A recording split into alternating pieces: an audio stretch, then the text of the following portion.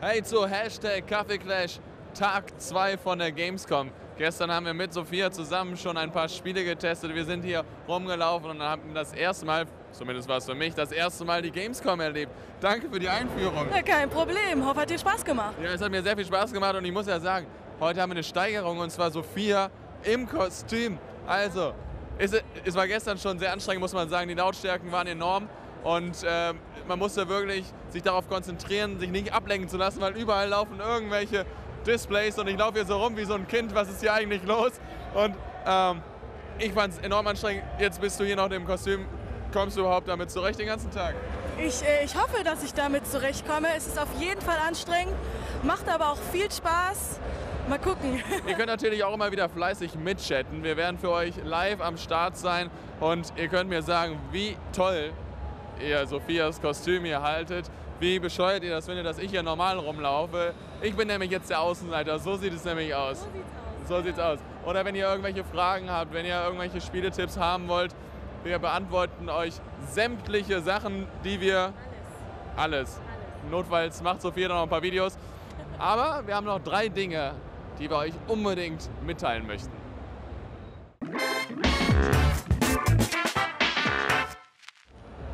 Sag mal, wo ist eigentlich Sophia hin? Und wo ist mein T-Shirt hin?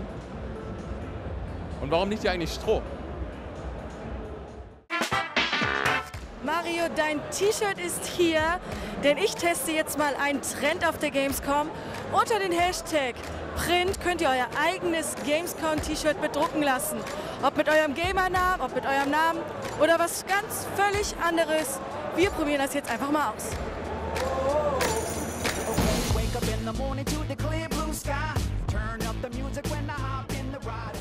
Das ist echt kein T-Shirt, was auf die Gamescom gehört. Wie siehst du das? Ich sehe das genauso. Kannst du mir vielleicht ein cooles Gamescom-T-Shirt dafür geben? Kriegen wir hin.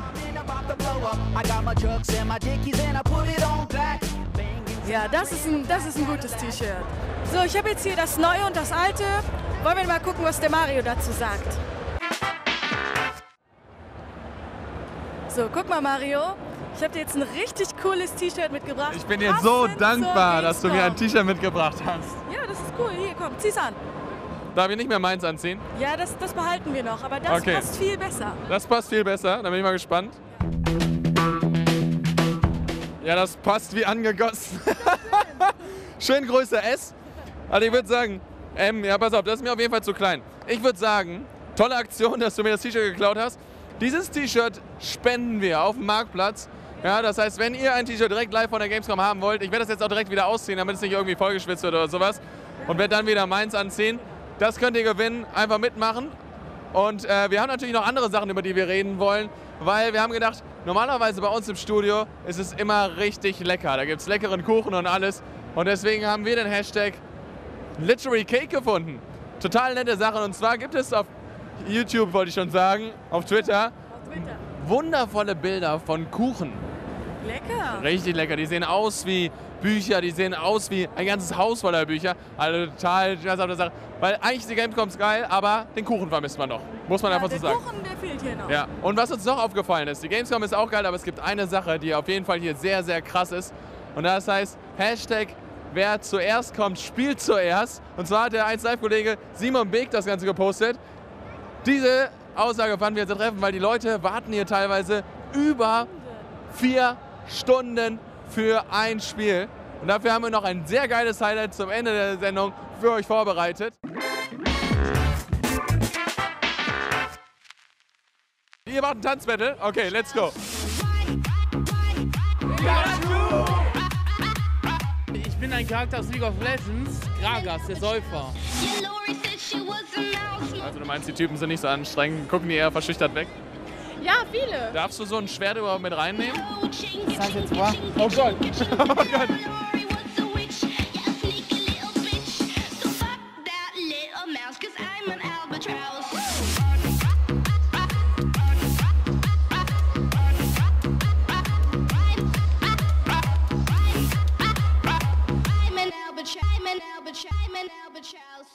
Das Cosplay Village ist ja die Heimat der Cosplayer, kann man so sagen. Neben mir steht jetzt Annalena und der Dino.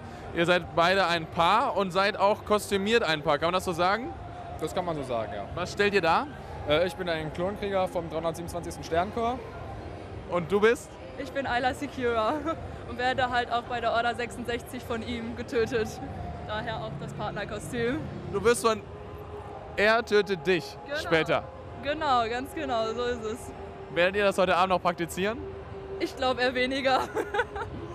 Getötet in dem Sinne, das ist ja in dem Film, aber du meintest eben schon, das Tragen dieser hohen Schuhe bist du nicht gewöhnt. Du bist den ganzen Tag jetzt hier, darfst niemanden anfassen. Wie anstrengend ist das? Das kann schon echt sehr anstrengend werden, vor allem mit den Füßen. Die fangen jetzt schon an weh zu tun und der Tag ist noch nicht mal halb rum. Jetzt immer eine Frage, so eine Kostümierung, kann man die irgendwo kaufen? Jein. Es steckt sehr viel Eigenarbeit da drin. Die Rohteile kann man beispielsweise aus Amerika bestellen. Da gibt es jetzt auch einen Händler, kann man sagen, der offiziell von Disney genehmigt wurde. Da kostet der Spaß aber so $1.800 für einen Bausatz. Die hast du bezahlt, aber dann hast du noch kein Kostüm. Richtig. Also das jetzt von einem anderen Kostüm rede ich jetzt gerade. Der hier, der hat mich ungefähr $650 gekostet insgesamt. Nur die Rüstung, dann der Helm noch, der Gürtel noch. Also es besteht aus vielen einzelnen Teilen. Die sind eben eigentlich alle aus Amerika bestellt. Und dann kommen die aber komplett roh an. Also das Rüstungskit besteht ungefähr aus 30 Einzelteilen. Okay, und dann musst du die noch zusammenbauen. Wie lange braucht man dafür? Also ich habe ungefähr, so 6 Wochen gebraucht ungefähr. Sind das Kostümierungen, wo man sagt, so, da kann man richtig stolz drauf sein? Also sind das besondere Kostümierungen, wo ja jetzt schon viel gefragt wird? Ist das so ein bisschen auch Competition? Ja, schon, vor allem, da es das auch selber gemacht hat, spiegelt das dann nochmal sich selbst wieder und seine eigene Arbeit und nicht, ja, ich gehe zur Näherin, nehmen Sie mir das mal bitte und ja, ist auf jeden Fall besser. Das heißt, du bist dann jetzt einmal so ein bisschen der King hier auf der Messe oder gibt es dann auch Kostüme, die besser sind? Es gibt mit Sicherheit Kostüme, die besser sind, aber ich würde auch nicht sagen, dass man jetzt sagen muss, der hat aber jetzt ein schlechtes Kostüm, der hat ein total gutes Kostüm. Es geht hier um ein Hobby und das macht uns halt zur Community, sage ich mal. Also ich bin da komplett frei von Urteilen. Das gehört sich meiner Meinung nach überhaupt nicht.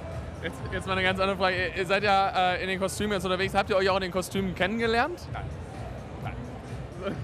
Nein, also sie hat das ja auch erst durch mich, sag ich mal, so entdeckt, sag ich mal.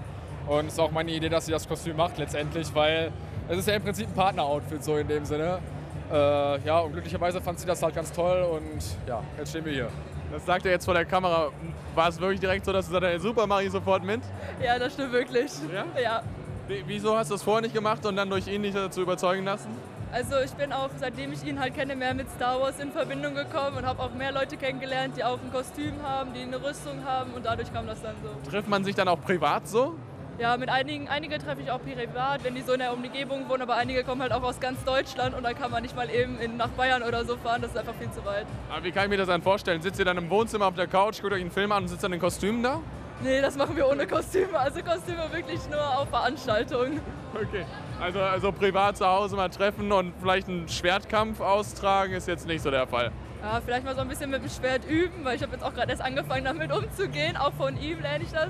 Ich habe ja so ein bisschen Mitleid mit euch, wenn ich das sehe. Du sagtest reinscheißen, du darfst niemand anfassen. Ihr seid ja mit dem Auto, mit dem Zug, wie seid ihr her? Ich bin mit dem Auto gefahren. Wie hast du das gemacht? Hast du alles ausgelegt? Ja, ich habe ein Handtuch auf den kompletten Sitz. Ich hatte so Einweghandschuhe an, dass ich das Lenkrad anfassen konnte. Also das war echt problematisch. Und ihr sagtet gerade, heute Abend geht's wieder zurück, morgen kommt ihr wieder. Macht ihr das 4 Tage lang? Nee, nur noch bis Samstag. Und dann reicht's. Also 3 Tage am Stück. Habt ihr euch dafür extra freigenommen? Ein bisschen Urlaub genommen? Ich habe Urlaub, also Ferien. Ja. Okay. Also ich bedanke mich vielmals für diese Eindrücke in diese Cosplay-Welt. Cosplayer, das ist ja echt schon ein geiler Begriff, oder? Ja, schon. Ja. Also Dino, Annalena, vielen herzlichen Dank. Viel Erfolg noch beim Tragen. Ihr habt noch einiges vor euch. Ich drücke euch die Daumen, ihr schafft das. Und ich schau mal um, was hier noch so für Leute rumlaufen, die euch vielleicht Konkurrenz machen können. Das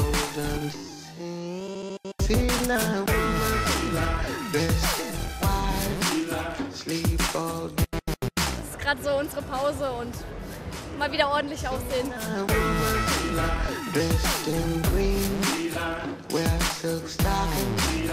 Golden